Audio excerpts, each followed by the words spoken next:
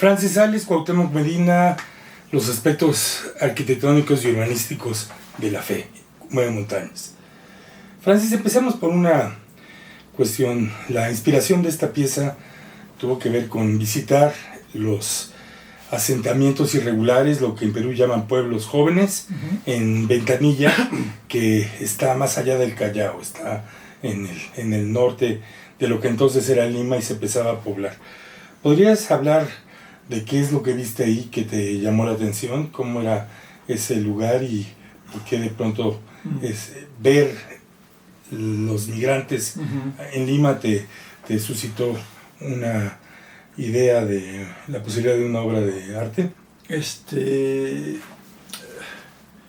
Creo que usamos en aquel momento la imagen de el horizonte tras el horizonte, o sea, de la manera en la cual cada periferia acaba siendo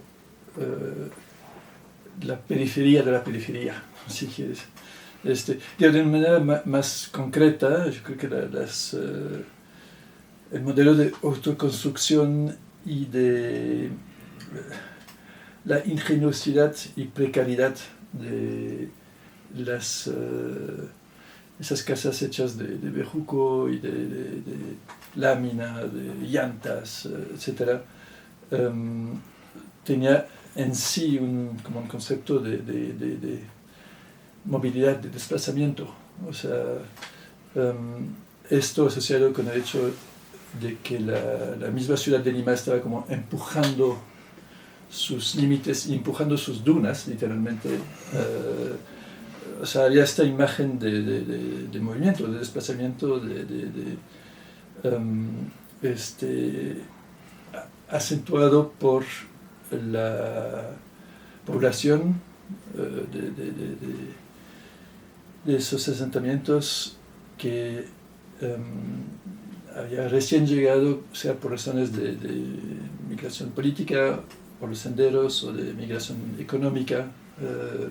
O sea, sí había como toda una movida en el aire que, además de las circunstancias ¿cómo decir? La metáfora de cuando la fe mueve montañas era sencillamente de que se puede alcanzar a pesar de que las cosas se ven como oscuras, totalmente oscuras, y que no hay salida, que sí siempre hay como una pequeña posibilidad de cambiar la realidad de las condiciones que está viviendo en aquel momento la ciudad de Lima y el país en general. Es muy curioso porque el proyecto, y de hecho la invitación de la Bienal de Lima, tenía que ver con introducir a la gente al centro de Lima. De hecho, una de las razones por las cuales te pedí ser el artista para el envío de México, un envío que entonces no era oficial, era precisamente tu trabajo en torno al centro, a las 10 cuadras alrededor del estudio, y de pronto empezaste yéndote al extremo opuesto, en algo que para mí era muy inesperado. Sí, aunque sí, no. Sí.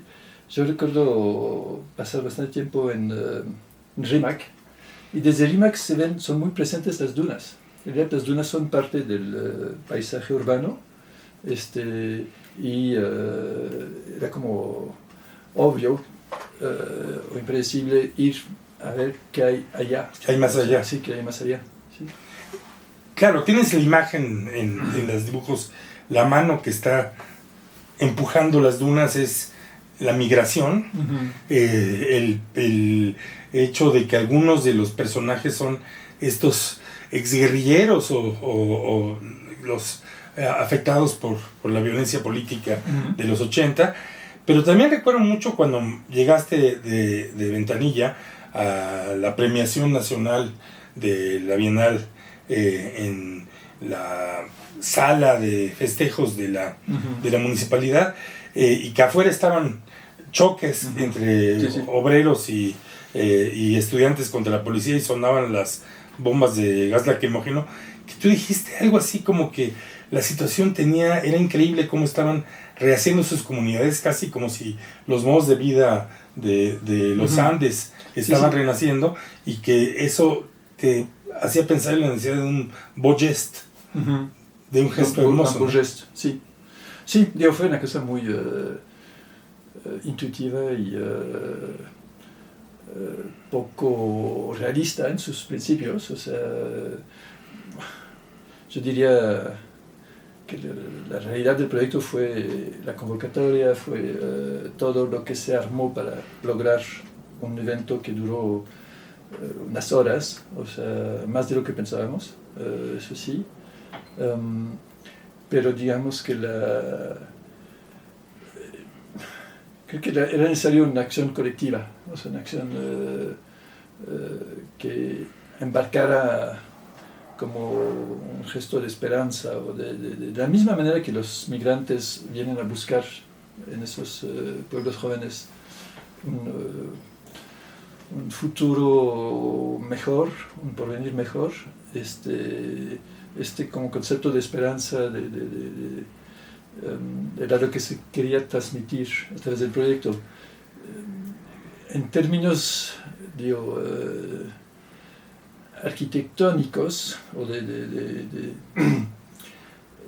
quizá vale la pena mencionar el por qué acabamos trabajando con la escuela de, ¿cómo se llama? La Universidad Nacional de Ingeniería. Exacto.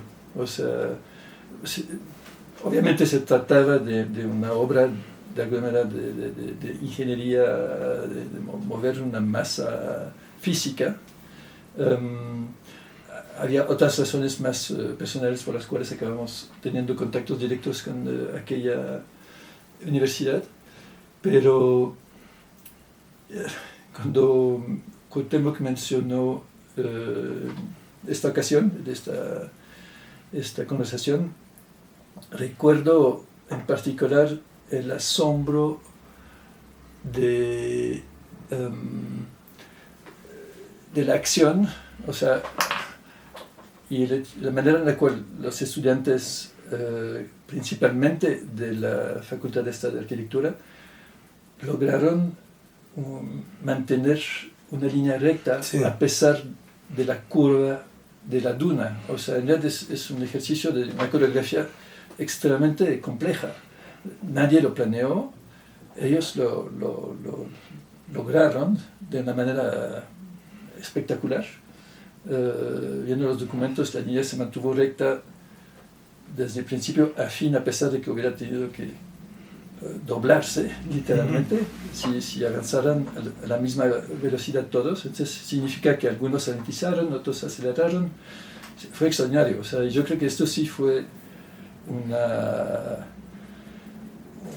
don, una aptitud particular de los estudiantes de la escuela de la Facultad de Arquitectura de Lima.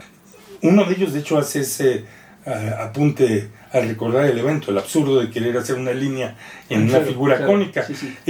Pero también el hecho de que estábamos lidiando con arquitectos, ingenieros y economistas acabó teniendo un efecto en el uso que tuvo el eslogan que yo inventé de máximo esfuerzo, mínimo resultado, y que venía un poco de nuestras conversaciones acerca de la relación entre tu trabajo y la producción, una especie de crítica de la eficiencia y de la modernización. Sí, que empezó con el hielo.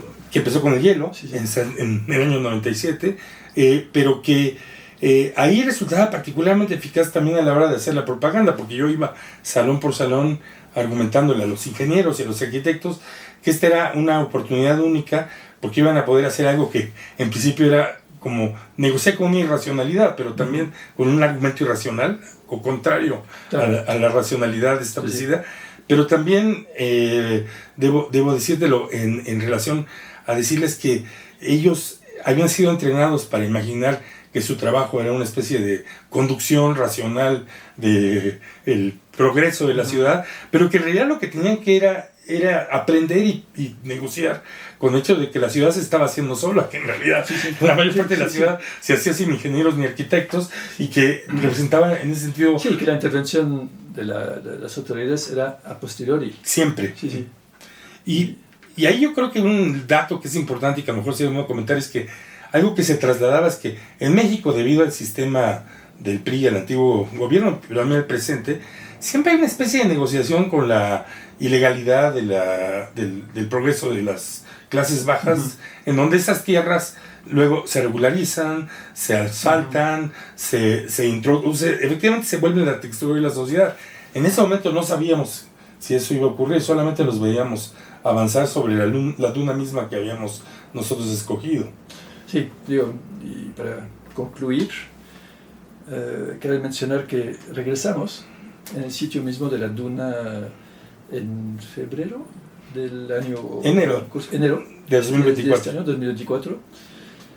Y fui con Rafael Ortega, el tercero cómplice de esta acción, y nos tardamos un buen en reconocer la duna, que estaba totalmente urbanizada y en medio de una como grid, urban grid, ¿cómo dices? Una cuadrícula urbana. Total, o sea, entonces la periferia que mencioné al principio ya fue empujada todavía más allá, pero mantuvo, y eso lo digo por haber hablado con gentes que vivían en Ventanilla, mantuvo esta como identidad y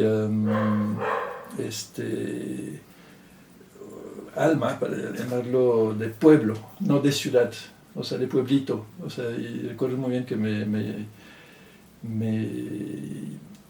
intrigó cómo lo hicieron, a pesar de ser como casi ya parte de la ciudad de Lima, lograron mantener una identidad de pueblito. Bueno, creo que deberíamos acabar sugiriendo al Congreso de Arquitectura que vaya a la periferia y que se empape un poco de la situación efectiva de una ciudad como Lima. Gracias, Francis. Muchas gracias.